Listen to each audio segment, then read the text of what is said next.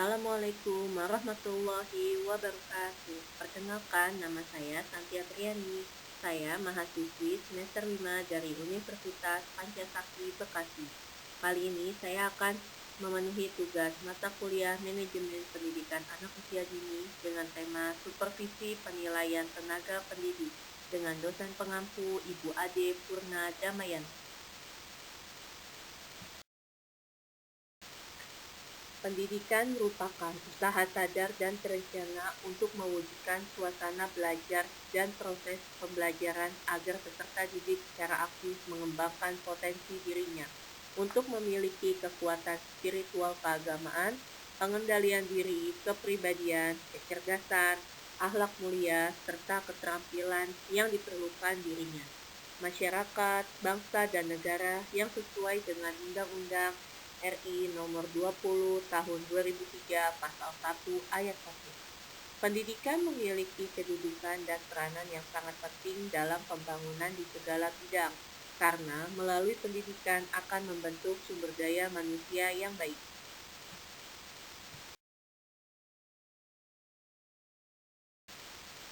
Peningkatan mutu pendidikan harus diawali dengan meningkatkan mutu sekolah yang meliputi guru, kepala sekolah, dan pegawai sekolah lainnya.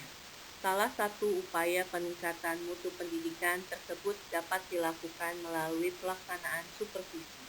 Supervisi secara sederhana dapat diartikan sebagai tindakan untuk memberikan bantuan dan perbaikan. Supervisi dilakukan dalam bentuk pembinaan yang direncanakan untuk membantu para guru dan pegawai sekolah untuk melakukan pekerjaan mereka secara efektif. Dalam konsep dasar supervisi pembelajaran dijelaskan beberapa dasar-dasar tentang konsep supervisi pembelajaran itu sendiri. Pembelajaran haruslah diawasi atau disupervisi mulai dari perencanaan, pelaksanaan, dan umpan balik oleh supervisor yang dapat disebut sebagai kepala sekolah dan pengawas-pengawas lain yang ada di institusi pendidikan. Pengawasan di sini adalah pengawasan yang bertujuan untuk meningkatkan kinerja para pendidik dan pegawai sekolah lainnya dengan cara memberikan pengarahan-pengarahan yang baik dan bimbingan serta masukan tentang cara atau metode mendidik yang baik dan profesional.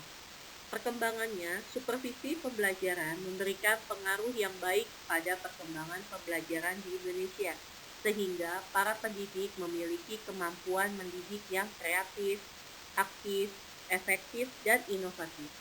Hal ini berkaitan dengan pemahaman dan keterampilan pendidik dalam memfasilitasi siswa belajar. Upaya peningkatan profesional guru adalah melalui supervisi pengajaran.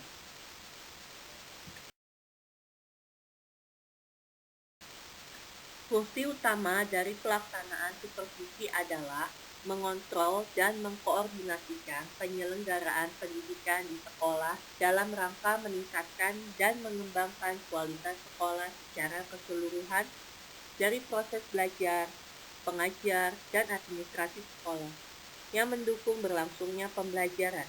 Pada jenjang PAUD, biasanya supervisi pada guru dilakukan oleh kepala sekolah dan biasanya dilakukan setiap akhir semester atau setiap 6 bulan sekali. Hal ini dilakukan untuk mengkoreksi atau melihat sejauh mana kesiapan guru dalam mengajar anak usia dini di dalam kelas.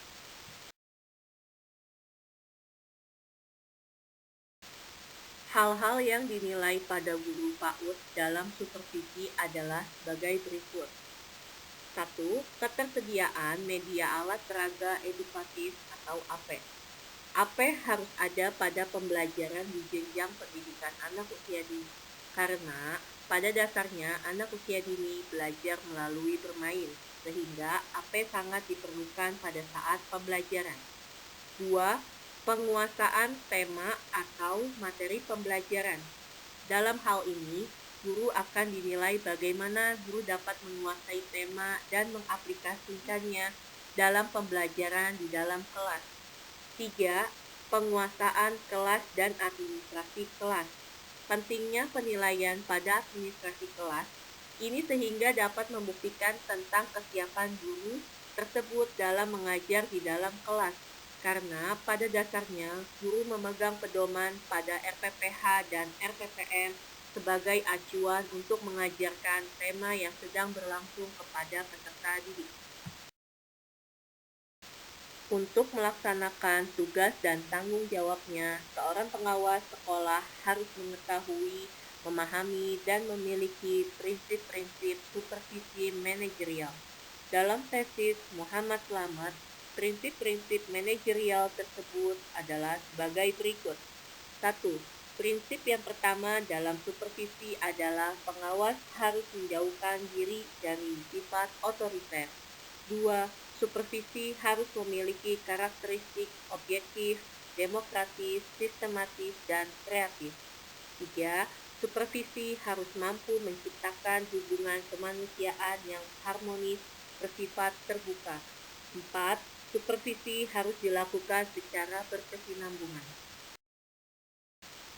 Kesimpulannya adalah proses belajar mengajar di sekolah merupakan inti dari proses pendidikan secara keseluruhan, dikarenakan guru sebagai peranan utama.